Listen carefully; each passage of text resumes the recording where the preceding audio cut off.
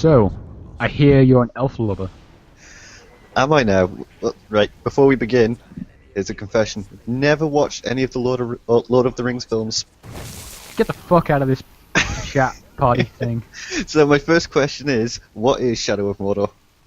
Well, I'm glad you asked. Shadow of Mordor is a Middle-earth game, not Lord of the Rings. So you don't need to see the movies. I thought it was a Lord of the Rings game. Yeah, it totally is. It's like, Oh. It uses the movie license, but not the name. It's just called Middle-earth, Shadow of Mordor. But isn't there stuff like Mordor in there and Gollum's in there and stuff like that? Fucking Gollum. Right. It's weird. Like, I should start by saying we're going to hunt a war chief in this. Okay. So we're going to take through the steps of basically overthrowing a war chief. Is that him there, or is that one No, of his that generals? guy's called Olgarth, and he's disgusting. Isn't he's just this a captain. This is the area from a trailer, isn't it? I seem to remember seeing this before. I didn't watch any of the pre-release of this game because I thought it's a fucking licensed game. It's going to suck. But you know what? It's pretty good. It looks good. It looks very Assassin's Creedy, and that's not just because of the free running. Like a lot of the animations seem similar. Yeah. It's Like, even it the way moves he's a lot like Assassin's stands. Creed. It's so much more fluid though. Like you rarely have the dumb thing when you run up against a wall and just like put your hands on it. Yeah. Like I don't know if you remember that animation very specifically from Assassin's Creed. Oh yeah. So much more fluid. Like there's no fall damage, so it's great. So you can leap off buildings and you just go all wraithy. I have seen that you like leap of faith off a roof and then you just turn invisible, or not invisible, like see-through. Yeah, you go into the wraith mode. So we just wiped out Olgarth because he was vulnerable to stealth, and that's like, it's so weird. Like I hate open world games traditionally. Like, Yeah. I think few games do much to populate the world in an interesting way. But in this game, you have the Nemesis system, which is basically like how the AI is managed. It's this whole hierarchy. Yeah. And each orc has their own strengths, weaknesses, like their own personality and appearance, and like they will talk in very specific ways. And yeah, I don't know, it's just super cool. It Super seems cool. I've seen a video online where I know you can like you can kill the generals. Are they generals? The ones that are underneath the war The chiefs? captains. The first three ranks are captains. Yeah, you can kill them or like make them join your side. And I remember seeing a video where somebody got all of the captains on his sides to take down one war chief. Yeah. It looks really interesting how you can do that. It's an interesting game because at the start, for the first, I don't know, 3/4 of the game, it's pretty difficult. Like, partly because you have to like learn the combat system and the way the counters work and stuff. Yeah. And partly because you just don't have the abilities. So when you hit the latter half of the game, you're able to control people, like you said. What are And then you those can- things? They're ghouls. Ghouls. I've heard of them before. I've not seen them. Well, this is one of like the side quests, I guess, and they're unique to each orc. So in this case, he's just on a beast hunt to kill these ghouls or whatever. And we're gonna try to get him to our side. Is We're gonna he have to, one like- of the captains, or is he just a random orc? No, he's a captain. See, this is the Trial of War mode, which is like I think it was a pre-order bonus. I'm not entirely certain, but it's basically like you dropped into the world and then you've got like basically scored on how well you do. It's not the main game. It's like the side version, but you carry on with your character. Yeah. So I don't What's actually that? know who any of these people are. What is that creature? The one I'm on, that's a Caragor, which is basically like a skinless warg. But you What? haven't seen the movies, so you wouldn't know what they are either. What's a warg? It's like a big dog that I'm- mounts Aragorn in like the second film or something. It's really hot, you'll have to see it. I'm sure I'll get tons of hate for not seeing any of the films. You have to see them all, but you can probably skip most of the first film. It's pretty awful. Is it? Second Cool. film's amazing though. So all of the all of the orcs in general, he was called what? Korash the Proud? I think it was Krosh, but yeah. Yeah, Krosh. Is the Proud, does that determine what his stats and weaknesses are? Not quite. It's more freeform than that. Like in some cases, it will have like, say it was called Krosh the Hunter or something. Yeah. Then you can say, yeah, he's probably great at taking out beasts, and this guy is pretty good at taking out beasts. But I don't know. That feels just like more about the appearance. So you get like somebody the butcher, and he'll be dressed in like surgeon's robes or something, That's pretty cool. and like he'll have hands hanging off his body and things. Oh, it's fucking great. The character models are great. Yeah, it looks really nice. Well, you say that, but as you can see now, the orc blood is kind of running off his face, which is pretty Yeah. weird. Like there are some technical problems. Like when you grab somebody, you basically the frame rate like cuts out down to like 6 frames a second or something ridiculous. Really? It's pretty, and you have the branding on, like you can just see it there a little bit. Oh yeah. It's so when you get into the later fights and you brand it like 30 dudes, well, say 10 dudes or something, and there's a fight of 30 dudes, you will just get fucking like frame rate down to nothing. That sucks. Yeah, kind of. But then you get these awesome moments where orcs just fucking run in from nowhere and kill you. Is that what this is happening? Is he a captain as well? Yeah, I don't know who the fuck he is.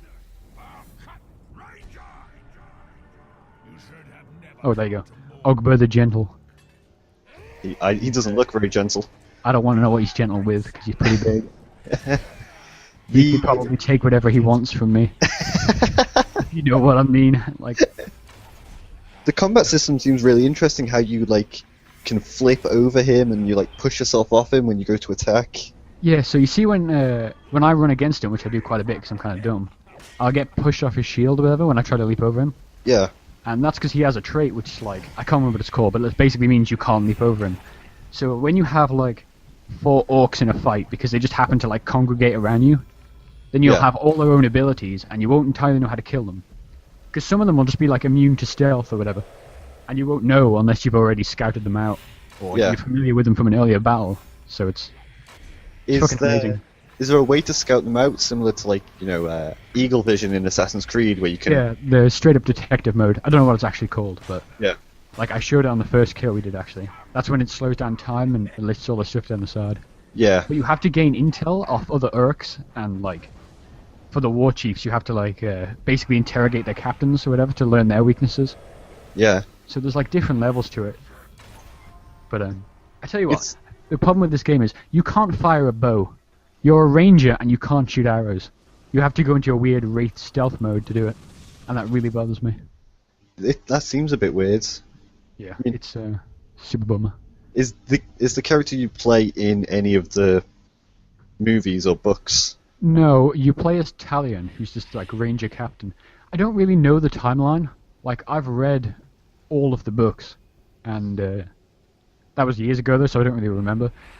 But basically, you're inhabited by this wraith, who's an elf. And, see, they talk about it in the pre-release material, but I feel if I say that I'm spoiling something. Yeah. So I don't know, but you basically play as this really old dude. And, he's your wraith, and he gives you all the powers.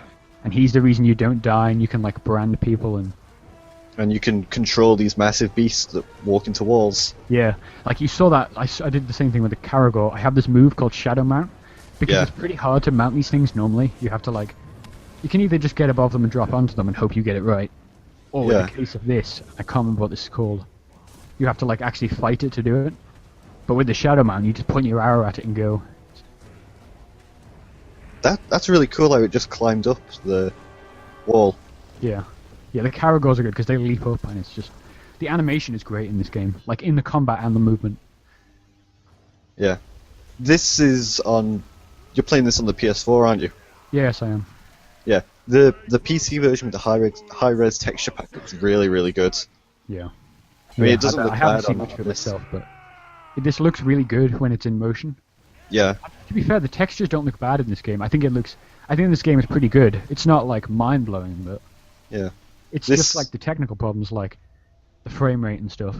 So you know when we dominated them earlier, we kind of glossed over this, but basically I told them to join the bodyguards of one of the war chiefs. And that's to get close, so when we go to take over that war chief, he will be there. And to do that, you have to run these initiation missions, which are basically, again, just the side missions, but... Yeah. You're like, I didn't have to do anything there because he was good at fighting beasts, but if I was in like an ambush or something, then I might want to be there to make sure my guy survived and wasn't wiped out. Yeah. When you get to take over, or not take over, rather dominate a captain, do all his... like soldiers not attack you anymore? They don't seem to. Moments. Like, there's been some orcs that have attacked me, but yeah, for the most part, they're all glowing blue. So when you kill a captain or what's it called? War chief. There you go. Do they get replaced or do they just stay? Yeah, well, if you die, the Urk that kills you, if it's not a named Urk already, then they will straight up take position as a captain, which is pretty cool. That's pretty cool, yeah. because they look the same as like some bigger, like they get more diverse, but mostly that's the armor and stuff. So they look like it's really cool. Like you start developing some personality to some of these orcs. Like for the most part, you'll just kill them and it doesn't matter. But then you'll get some which will just like come back a couple of times, or you think you've killed him and he'll come back with bandages on his face, or like Yeah, he'll run off in a fight and then he'll come back and he'll be like, "Oh, you scared me off last time, but this won't happen again," or something. Yeah, that seems really interesting. That's one of the major points they marketed in this game. Oh, it's so cool, dude. So here we're getting Crush, our captain, to betray his war chief. But So- I've only turned him, so we still got 2 other captains that we have to fight as well, and the war chief. Oh, because the 2 captains are also bodyguards for him. Yeah, like ideally you would either take out or turn them all, but we're just going to jump in there because I don't suck at this game quite as hard. So if you don't suck and you don't die a lot, does that mean that once you kill all the captains and war chiefs, there's no more enemies? Well, you can advance time by just like clicking a button when in the map, so that does the same thing, and they will get promoted anyway. Like every time you advance time, you'll get a new orc captain. Ah, right. Regardless, like they'll just, assuming there's a gap, obviously, because like other things happen, like other captains will be having their own fights, and you won't necessarily see to all of their events, so they will just naturally like power up and kill each other as you go. That's really cool, actually. Yeah, it's pretty awesome.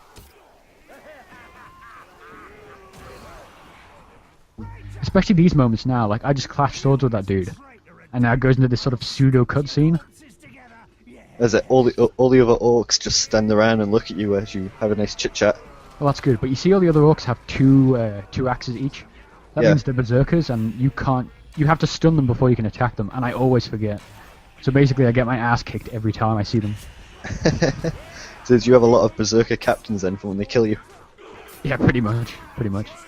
But sometimes they will just run in off the field or whatever, and just like slice your head off, and you wouldn't have never seen them coming. Yeah. But it's That- awesome.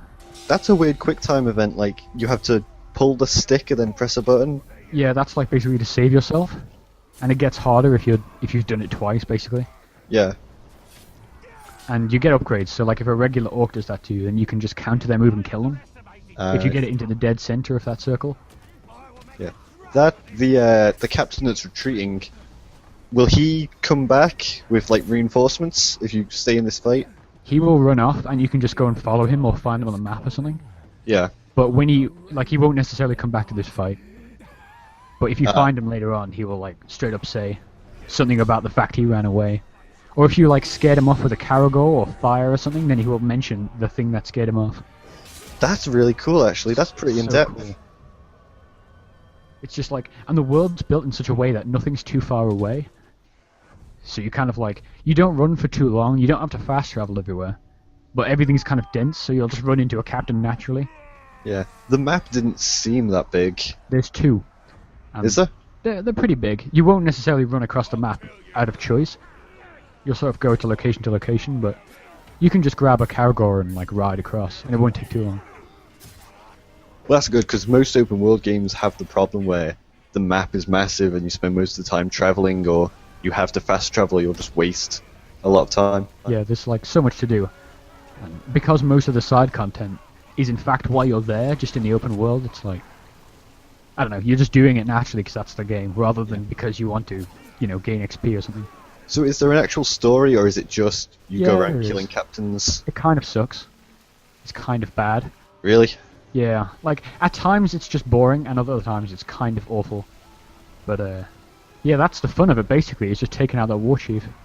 Like Yeah, we it just seems did. cool.